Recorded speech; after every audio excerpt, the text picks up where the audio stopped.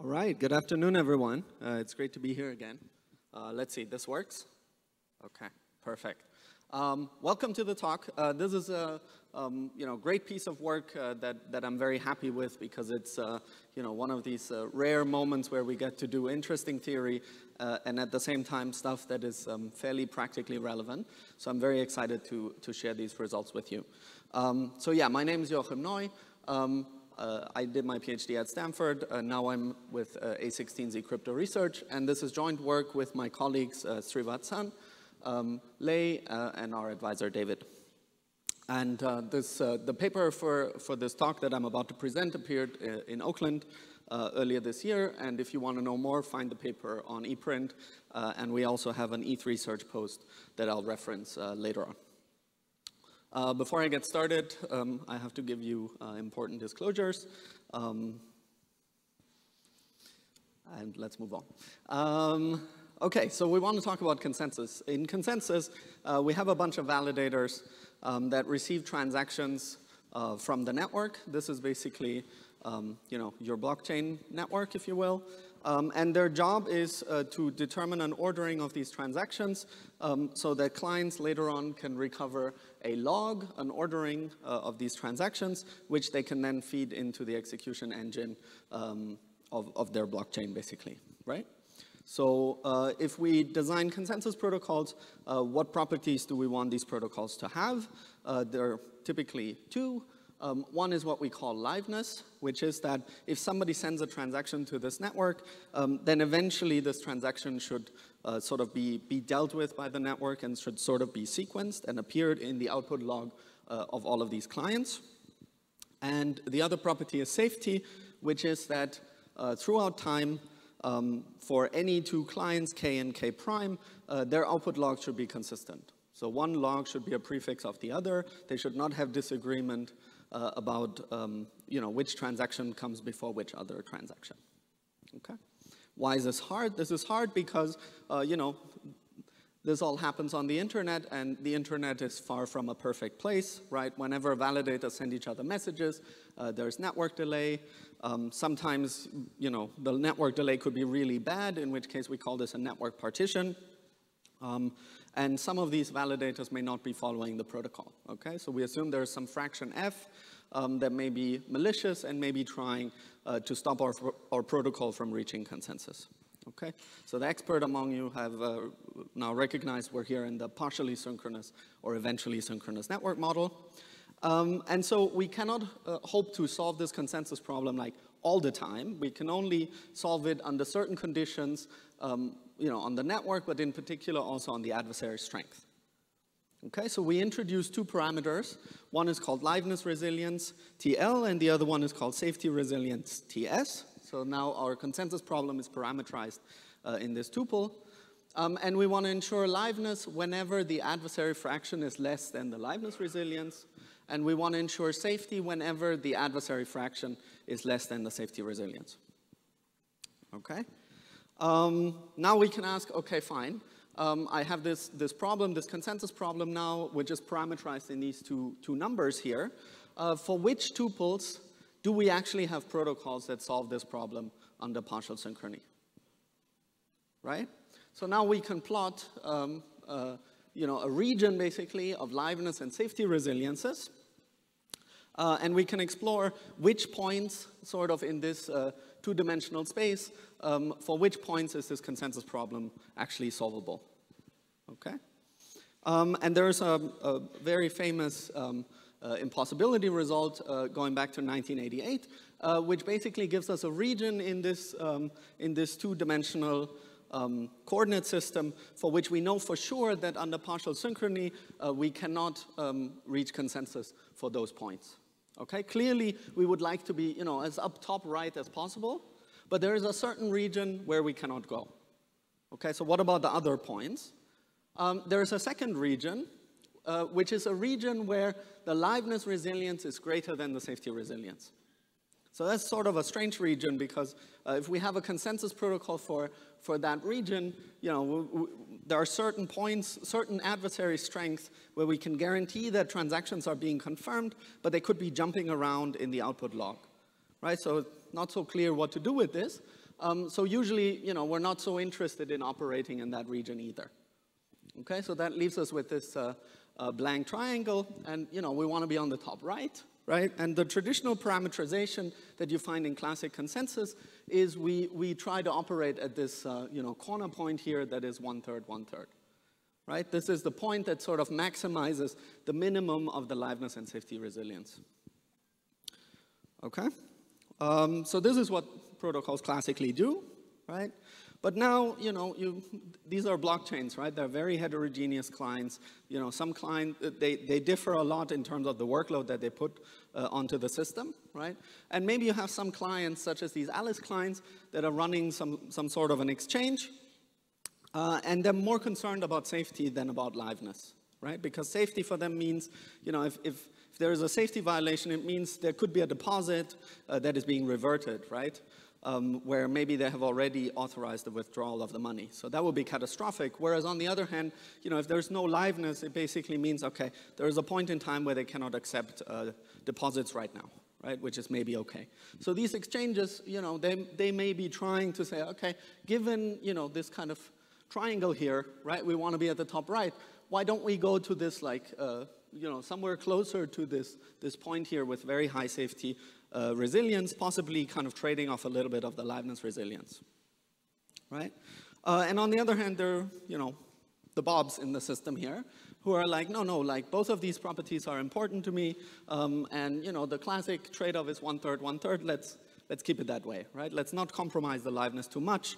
This is about censorship resistance or something, right? And so now you can ask the question, okay, to what extent is it possible to satisfy both of these requirements simultaneously, right? And that is what we do in this problem called flexible consensus. Okay, so now I'm going to change the problem, right? From this problem, I'm going to introduce a few more parameters, right? We're going to say, okay, every client now comes with their own safety liveness resilience pair, right? The Alice clients want to be, very high safety, compromising liveness, and the Bob clients want to have 1/3, 1/3 safety liveness resilience. And our flexible consensus problem is now parameterized in a whole bunch of these safety liveness resilience pairs, right? One for every client. Okay, and we want to guarantee liveness. We want to guarantee the consensus properties for all clients that have made a reasonable assumption about the adversary, right? So if a client assumes a liveness resilience that is actually higher than the adversary fraction, we want that client to have liveness.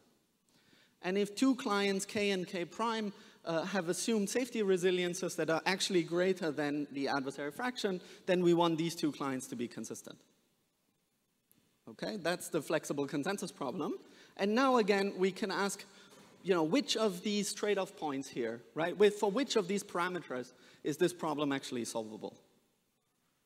Okay? And so we're looking at flexibility of protocols, and the first observation is, well, if we have a protocol that gives 1/3, 1/3 to every client, right, that is also a flexible protocol, but it's just a very trivial one, right? It's like basically allows like 1 point in that trade-off space.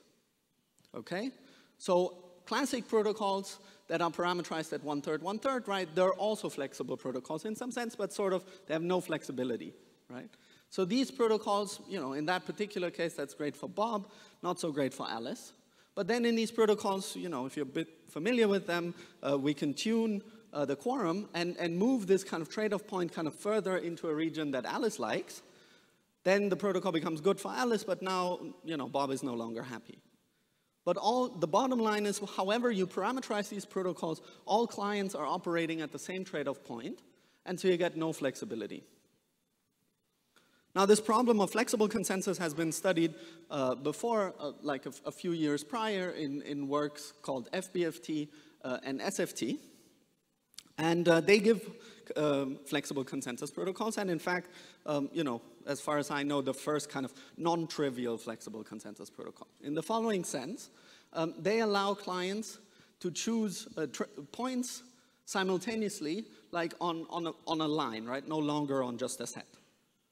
Okay, so if you take that protocol, for example, Bob can choose to operate, to tune his output log in such a way that he obtains 1/3, 1/3 liveness and safety, and Alice can increase her safety, resilience by compromising her liveness resilience up to 2/3 safety resilience. Okay, now there is a non-trivial trade-off. And again, you know, this got a little better for Alice. And again, there's an internal kind of quorum parameter that you can tune. And if you do that, you shift that line sort of up, and it becomes better for Alice and not so good for Bob anymore. Okay? So there's some flexibility in these protocols. But the question that wasn't asked is, you know, what's the maximum flexibility that a protocol can provide and how, right? If you go back to this idea, right, we want to be at the top right of this plot, right? Ideally, right, we would like to be able to, you know, be on that full trade-off curve here simultaneously, right? And that's exactly what we do in this work. We present these OFLEX protocols, which stands for optimal flexible, which do exactly this. So they allow a trade-off where, which is the optimal flexibility trade-off, where both Bob can operate at 1/3, 1/3, and Alice can operate at safety resilience 1, liveness resilience 0, and they're sort of, you know, they're not forced into a mutual trade-off. Okay? So we get a theorem that indeed, right, we achieve that full, you know, kind of Pareto front of points that you may want to be on. Now the question you should ask is, why is this possible, right? I would argue that this is kind of unintuitive that we can do this, right? Because we're used to in life that, you know, if you have two kind of conflicting goals, usually you need to compromise, right? If you talk to two people and one person speaks English and the other person speaks German, you usually have to choose whether you want to speak German or you want to speak English or you want to speak something somewhere in between. And if you speak German, the German person understands and the English-speaking person not. And if you're somewhere in the middle, right, then you only get like half of the information across, right? So that's how it typically goes in life, right? And here it's somehow strange because I seem to be saying, oh, actually, you know, we get both a system that is like, you know, as good for Bob as if we had built the system only for Bob, and as good for Alice as if we had built the system only for Alice. There seems to be no trade-off. Why? Right? And in order to understand that a little, I want to look at this example of like, you know, the two extreme points, right? A system, suppose we only had an Alice and a Bob client, right? Can we build a system for these two users? And the key observation, why it turns out we can build systems that sort of fit both of these users simultaneously, is that their requirements are degraded. They're degraded in the following sense. Whenever Alice requires liveness, then Bob also requires liveness, because Alice's liveness resilience is lower than Bob's liveness resilience. And whenever Bob requires safety, then Alice also requires safety, because Alice's safety resilience is greater than Bob's safety resilience.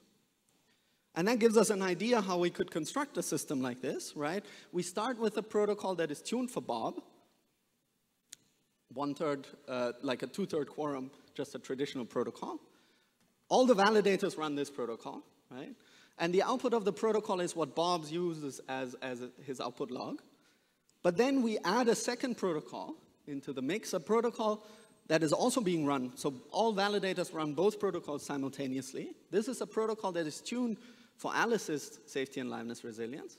And Alice is going to use the output of that protocol, but the input of that protocol is no longer, you know, just transactions. It's only sort of logs that are already confirmed by the first stage protocol. Okay, now what you get is that clearly Bob's safety and liveness resilience just comes from the safety and liveness resilience of the first protocol. So that's great. Bob definitely gets the properties that he wants, right? But to understand what's going on for Alice, we need to use these properties, right? So if we want to see safety for Alice, right, that's fine, because the safety for Alice is just dominated by the safety of this protocol here. Okay, so the safety for Alice is whatever this protocol, the safety resilience this protocol has, and so Alice gets the right safety resilience. In order to understand why Alice's output log is live, we have to use the fact that whenever Alice can expect liveness or wants to have liveness, we know that Bob also requires liveness. And because of this, we know that this protocol is live. And so the very fact that we have put this protocol in front of this protocol sort of doesn't stop the liveness of that second stage. Okay, and then the last property we need to check is that if Alice and Bob's assumptions are satisfied simultaneously, right, then both of them need to be consistent. But then what's the case? Well, if both of their assumptions are correct, then in particular Bob requires safety, right? And then the first stage protocol is safe. And then whatever Alice, like the second stage protocol confirms, will be consistent across Alice and Bob, right? And that's basically the high-level proof sketch for why this construction works. Now you can say, okay, now we go from here, right? This works for 2 clients. What if we have a third client, Carol, somewhere in between? Well, still these kind of relations, these degradedness relations hold. And so, you can just add a stage here in between, right? And then the whole same argument kind of goes through. Now you say, oh my God, right? If I have many, many clients and I need to add many, many stages, everything's going to be awfully slow. That's not really a practical solution. That's true. There is another insight, which is that these higher stages, everything other than the first stage, you don't actually need full-on consensus. There's a sort of, you can open these boxes, do a bunch of optimization, and what you end up with is a very simple construction where you just run a protocol, a one-third protocol, and then a simple kind of extra logic step, an extra round of voting and an extra locking mechanism. And the way this works is pretty simple. It's as follows, right? The first protocol outputs a log, and whenever that log grows, in the second stage protocol, validators are going to lock on the input that comes out of the first stage, and they're going to cast a vote for that output log that came out of the first protocol. And then if the first stage protocol is unsafe and it outputs something inconsistent with their locks, then they will no longer update their locks and they will not vote for this. And then you go with these like extra votes, these post votes that we've just added, and Alice and Carol and Bob and whoever else there is, based on their safety, liveness, resilience that they've chosen, they will choose a local confirmation quorum that they will apply to these extra round of votes. Okay? And there you go. So, just recapping, this is kind of the construction, right? There's the validators run everything up to the confirmation quorums. The clients then run the confirmation quorums. And you can now ask, okay, there's 3 things that we're adding, right? Post votes, permalock, and confirmation rule. Where do we get them from, right? 2 of them are validator logic, the other one is client logic. So I've shown you that, for any classic protocol, for any protocol that you can use here, if you just add this stuff on top, you get an optimal flexible consensus protocol sort of in a closed box transformation. This works with DAG-based protocols, whatever protocol you have. Then if you have one of these pipeline protocols, like Hot Stuff, Tandem, in Casper FFG, or Streamlit, you get this extra round of voting basically for free because you can pipeline it into the existing votes that the protocol already has. All you have to add is this permalock, which is like a small if statement, and these client confirmation quorums. So you get this, for those protocols, you get optimal flexibility with no additional messages. And then finally, many of the implementations we have found, including Ethereum, already has a performance optimization that effectively implements this additional if statement that you need. So in those cases, you can get optimal flexibility with no system-wide changes. You only need to change the confirmation rule, kind of the wallet side or full node side logic. So clients can unilaterally adopt optimal flexibility in Ethereum, and in fact, we built a prototype of what that would look like. I'll show you here the plot sort of during the Shanghai hard fork in April of last year, where the participation in the network becomes a little unstable because of the software update. And we look at the output log that is being produced both by the native Casper confirmation rule as well as these OFLEX rules that have increasing safety levels. Okay? And then what you will see, I'm plotting here, over time, the output ledger length. What you see is that if you have a relatively low safety resilience, right, then everything kind of proceeds as before. But if you go for slightly higher safety resiliences, then because of this drop in participation, some of these output logs will be stalled temporarily. Okay, while the participation is low, there are not enough votes to basically confirm blocks anymore. And so for a short time, the output logs will not confirm any new transactions. And then once the participation heals, the output logs catch up again. Okay, if you want to know more about this, then you can check out our ETH Research forum post. In the context of Ethereum, we call this a super finality because it basically gives you a notion of confirmation that gives you higher safety than what you can expect from Ethereum's finality today. And then I want to just close with a few last thoughts. One is that keep in mind you can run this confirmation rule basically on a per transaction basis, right? So you would probably not want to run this confirmation rule for like every transaction that you ever do, but if you have particularly high value transactions that you really don't want to have reversed, then you may want to opt for higher safety, and then these confirmation rules may be useful to you.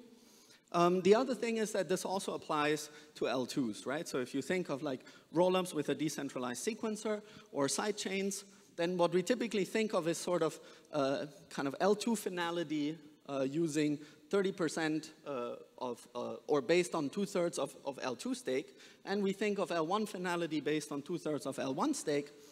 And now with OFLEX, what we get is additional sort of trade-offs where we can opt for higher safety, both on the base layer up to 99% L1 stake, but also on L2. So that gives us in particular something that is sort of more safe than just traditional L2 finality, but still maybe less safe but faster than what you would get with L1 finality. If you want to know more, check out the paper. And if any of this is interesting to you, please don't hesitate to reach out.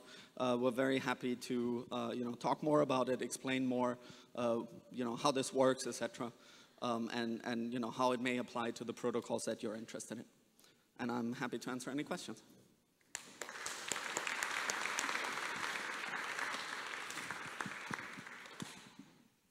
We have time for several questions. Let's start with Orpheus. Thanks a lot for the brilliant talk. So this trade-off seems to be, it reminds me a lot of what happens when in a Nakamoto-based consensus, I just wait for longer. Is there any insight into the relation with that and whether I get the same kind of guarantees if I just wait longer in Bitcoin or Ouroboros or wherever? Yeah, very good. That's correct. I think the intuition is correct. In Nakamoto's consensus protocol, whether it's proof of work or proof of stake, right? We have this k-deep confirmation parameter.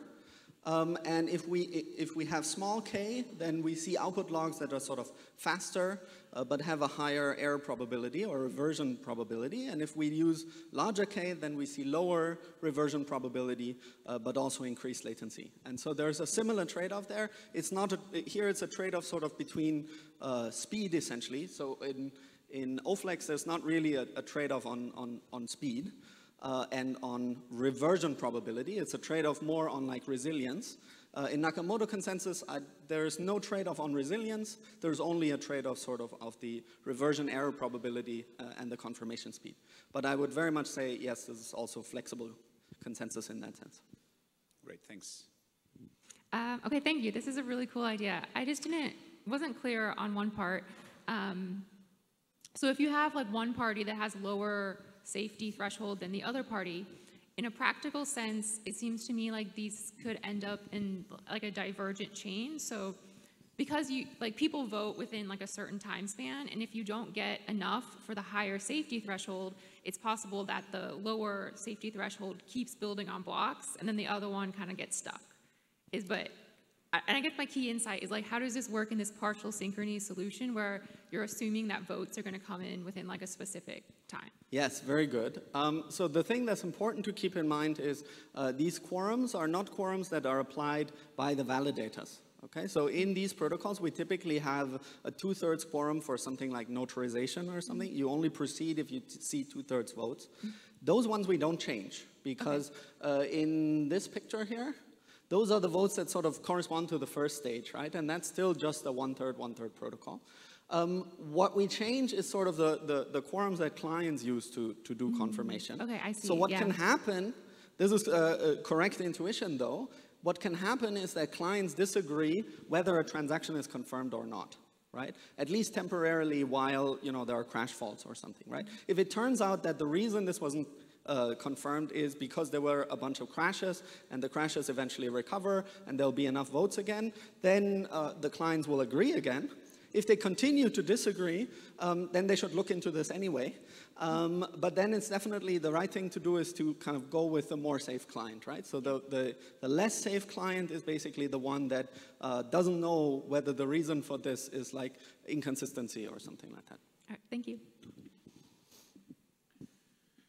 Hi. So the theoretical minimum latency latency for consensus is something like 3 message sends. And the post vote presumably adds another message send to latency. It's a message send that sort of would have happened anyway in a pipeline protocol, but it adds more latency before, as a client, you can make a decision. Is this something that's fundamental to a protocol like OFLEX, or might we see some version in the future that brings down minimum latency? That is a very good question. I do not have an answer to it. So we do not have a protocol that, so the question you're asking is basically, do we actually need that extra round of votes, or is it easier, is it possible to do without? And I don't have an answer to that, yeah. We don't have a protocol right now that can do this. Okay, I can also ask one question, I guess. It seems that these protocols are about quorum-based constructions. They assume a particular population, right? It's one of these variants of final and accountable protocols. But what about the available protocols? Do we also have liveness resilience versus safety resilience balancing there? And can we make these things? Good question. You're thinking of protocols like Nakamoto consensus? Yes. I think it's a question that is worth asking. I don't have an answer to it. So I don't know if I don't think that has been done. I don't know if it's possible. I would expect that it's possible. But yeah, we haven't done it. Let's thank Joachim again.